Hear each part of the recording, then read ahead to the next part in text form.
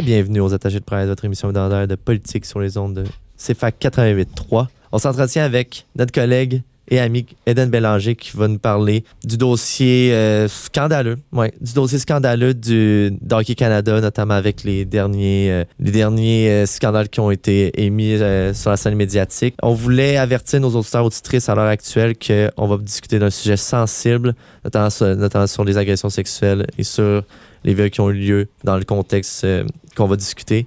Nous sommes très conscients que nous sommes dans une situation très, je pourrais dire, précaire pour en discuter, puisque nous sommes trois hommes à la table. Ce qu'on voulait vous dire, c'est que nous parlons en tant qu'alliés de ce mouvement, et du mouvement féministe et du mouvement contre les violences à caractère sexuel de toute forme.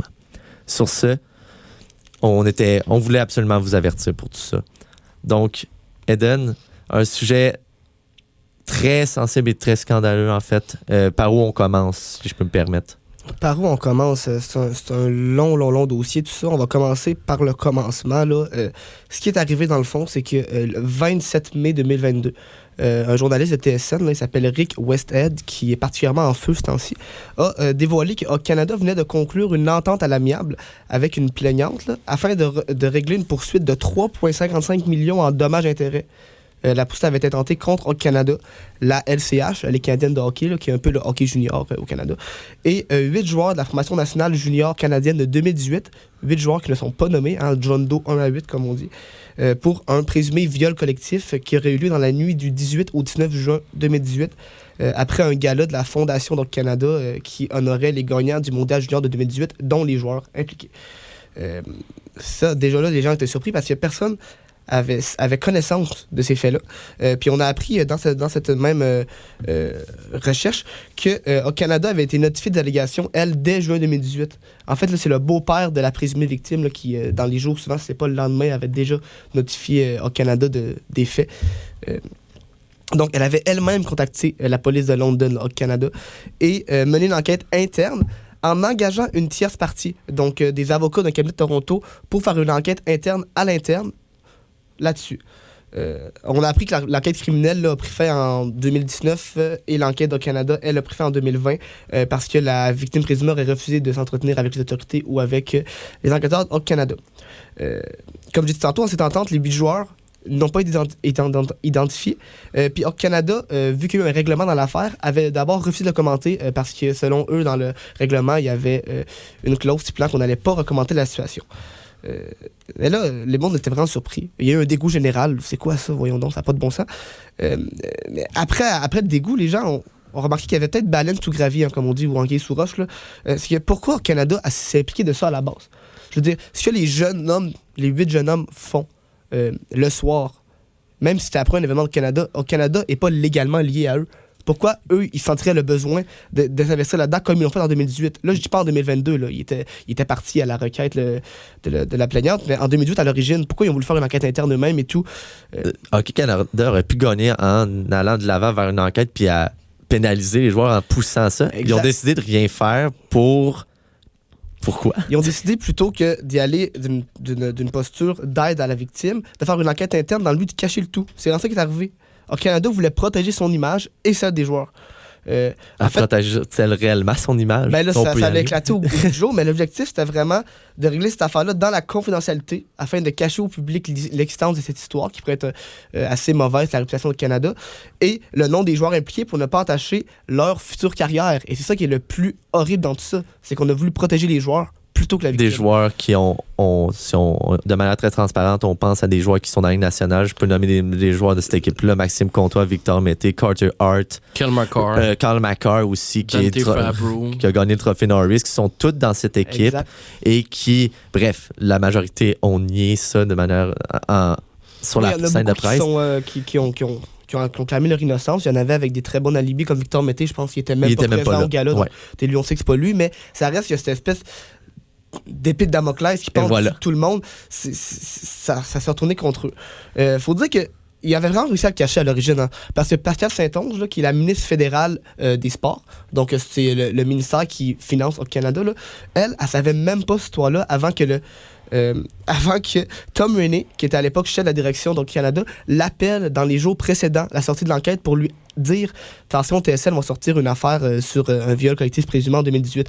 Donc, puis elle a dit j'en avais aucune idée avant. Elle avait rien de ça. Est-ce qu'elle l'a je sais pas comment l'expliquer, puis ça, je veux pas me mettre des scandales où est-ce qu'il n'y en a pas. Est-ce qu'elle savait vraiment pas pour de vrai, en tout cas du moins j'espère, ou est-ce que sur la scène médiatique c'était mieux pour elle qu'elle dise qu'elle savait pas? Je pense que on peut croire à son honnêteté. Là, moi j'aurais tendance à croire son honnêteté en la matière.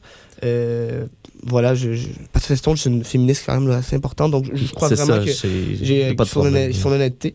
D'ailleurs, elle a ordonné un audit dans le Canada, donc c'est une espèce de contrôle là, de la gestion pour s'assurer qu'aucun fonds public n'a été utilisé dans ce règlement à l'amiable. Et là, comme on va voir plus tard, ça s'est pas trop bien passé au Canada. Dans le fond, ils ont été le 20 juin 2022 devant le comité permanent du patrimoine canadien. Ça, c'est un comité du Parlement fédéral. Tom Rainey, qui était encore directeur à l'époque, et Scott Smith, qui était le nouveau président du Canada. Les deux, ils ont affirmé que durant leur enquête interne, ils n'ont pas contraint les joueurs présents à la soirée du 18 de parler aux enquêteurs. Ils leur ont pas obligé. Ils leur ont dit tu peux le faire, mais si tu veux pas, t'es pas obligé. Donc là, des gens, on est comme, voyons donc. Ils ont aussi dit qu'il y avait eu deux autres plaintes pour agression sexuelle au Canada dans les dernières années, ce que personne ne savait non plus. Donc, ce qui est assez bizarre que ça reste, tout ça restait dans le privé. Le 22 juin, la ministre Saint-Onge a annoncé geler le financement public dans le Canada. Il y avait du financement public fédéral. Et là, je la cite, juste à ce que la fédération divulgue les recommandations faites par le cabinet d'avocats, qu'on a parlé tantôt, et adhère au bureau du commissaire à l'intégrité, un nouvel organisme gouvernemental pouvant enquêter sur les plaintes pour abus et imposer des sanctions. Puis dans la même volée, là, il y a une motion du Bloc québécois qui a été adoptée à l'unanimité qui réclamait une enquête indépendante faite par les parlementaires ou des gens ou des fonctionnaires à ce sujet-là. Plusieurs commanditaires dans le Canada ont annoncé aussi retirer leur commandite. On parle de Banque Scotia, Tim Hortons, Esso, c'est quand même des gros commanditaires. Des immenses commanditaires. On les voit partout, qui candidatent tous les championnats du monde. C'est fou, là. C'est un gros geste majeur, là.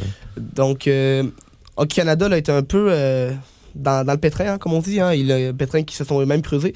Et là, ils ont décidé d'eux autres, en espèce de damage control, là, de rouvrir leur enquête interne de 2018 avec participation obligatoire des jeunes, des joueurs de l'époque, là, cette fois-ci. Sinon, ils seraient bannis. Ils ont aussi affirmé plein d'autres choses, là, qu'ils allaient faire des formations VAX, là, pour ceux qui connaissent ces formations sur les violences à caractère sexiste et sexuel. Voilà, ils ont fait pour tous leurs joueurs et toute leur formation. Ils ont aussi dit qu'ils allaient faire un examen interne, eux, de leur gouvernance avec un tiers parti et qu'ils allaient se conformer au bureau du commissaire à l'intégrité pour créer un nouveau mécanisme de plainte indépendant et confidentiel à nos victimes.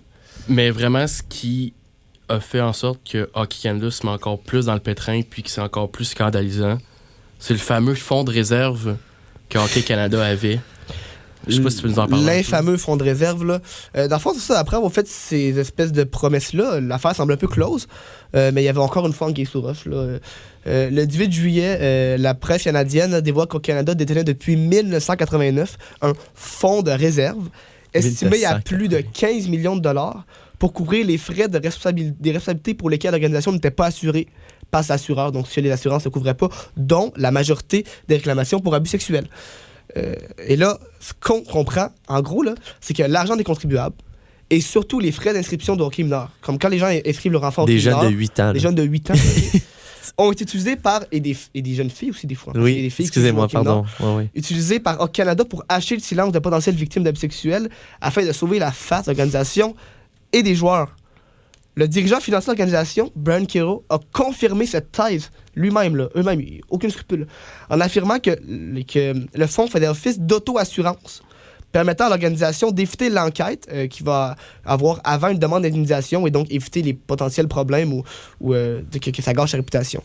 Bon, au Canada a affirmé le 20 juillet qu'elle n'allait plus utiliser le fonds, mais en vrai, le mal est déjà fait, ça n'a aucun bon sens.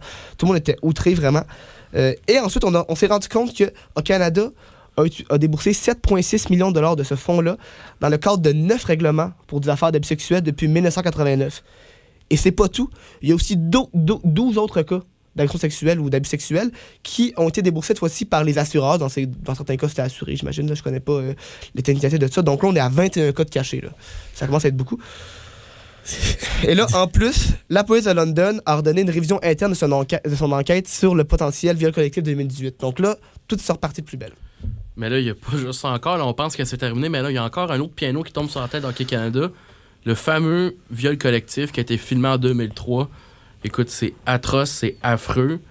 Je sais pas si tu peux continuer à. Rick à en Westhead, parler. le même journaliste qui avait sorti l'affaire au début en mai, il est revenu à la charge le 22 juillet avec un autre article dans lequel il parlait d'un présumé viol collectif ayant eu cette fois-ci en 2003, toujours en lien avec l'équipe canadienne de hockey junior. Il y a clairement de quoi de pourri là-dedans.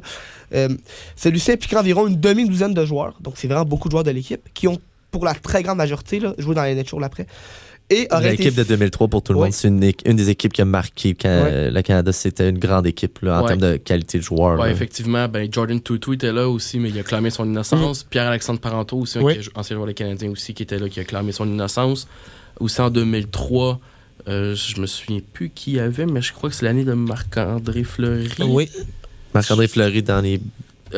Daniel Brière, Jay Bowmeister. Non, je me trompe, excuse. Non, c'est pas ça, pas en tout. Mais Marc-André Fleury était là, ça, c'est sûr. Mais aussi les deux autres joueurs avec qui je fais mention, c'est une erreur de ma part. Là. Mais Dune, tu peux continuer. Mais bref, beaucoup de gars qui ont eu des carrières brillantes dans la NHL, qui sont parfois même terminées.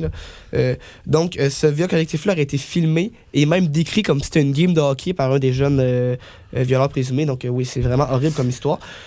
Puis, c'est encore plus horrible, là, c'est qu'au Canada, quelques heures avant que l'article soit publié sur TSN, a publié une espèce de communiqué bizarre pour dire qu'il avait entendu parler d'une agression sexuelle de groupe qui aurait eu lieu en 2003 et dit avoir contacté la police régionale d'Halifax, parce que c'était Halifax à l'époque. Là. Donc, encore une fois, des réactions publiques pour sauver leur image plutôt qu'écouter les victimes ou l'avoir fait. Ça fait 19 ans là, quand même. Là. Genre comme si là, ils l'ont appris juste aujourd'hui. En tout cas, c'est assez troublant. Tout ça, c'est consternant. Puis là, je voulais te lancer sur cette question-là. On parle d'Hockey Canada qui, en ce moment, là, est en train de s'effondrer. Il faut un ménage là-dedans. Ça, c'est sûr et certain. Masculinité toxique. On pourrait nommer une liste de problèmes interminables. Qu'est-ce que, étant donné que c'est une entité... Le terme de cette identité-là, c'est pas une identité clairement gouvernementale comme c'est pas comme le Québec, exemple. Exactement. C'est pas une société d'État ou quoi que ce soit. Donc, qu'est-ce que le gouvernement du Canada peut faire pour vraiment faire le ménage, s'il le peut, ou est-ce qu'il le peut? Il peut pas vraiment, à part geler le financement comme il a fait, il peut pas vraiment. Ils ont demandé un avis juridique pour une mise en tutelle. Ils n'ont pas encore reçu de nouvelles, mais c'est pas trop clair parce qu'ils sont pas vraiment un organisme fédéral, mais ils ont beaucoup de financement. D'ailleurs, on a demandé à démission. Hein? Oui, on l'a demandé tous les clairement. Ils l'ont demandé à démission. Et Scott Smith, qui est maintenant rendu le PDG, lui, quand le député conservateur John Natter lui a supplié, lui a imploré de démissionner, il a dit « Je suis l'homme de la situation, j'ai l'expérience pour changer la culture. » Puis quelques minutes plus tard, il nous dit que les allégations ont toujours été prises au sérieux, démontrant qu'il est très, très ancré dans cette culture du viol, dans cette culture du boys club. Puis, dans le fond, il rit au visage de la population et des victimes. Vraiment, ça démontre vraiment qu'au Canada, il y a encore un boys club digne du 20e siècle là, qui n'a plus sa raison d'être. Et il y a vraiment un ménage, un changement de garde qui doit se faire à ce niveau. Ça n'a pas de bon sens. Je veux le rementionner encore une fois. Toutes les inscriptions de tous les joueurs et joueuses de hockey mineur partout au Canada ont permis à créer un fonds de réserve pour sauver la réputation d'une organisation de hockey à Canada et de certains joueurs qui sont probablement des vedettes dans la Ligue nationale de hockey. Et qui sont des agresseurs présumés. C'est inconcevable. C'est ça qu'il faut. Inconcevable, bref. Et là, je pense que ça saute au dessus avec tous les scandales, mais ça, ce n'est pas une question isolée. Hein. Il y a un problème systémique qui est la culture du viol.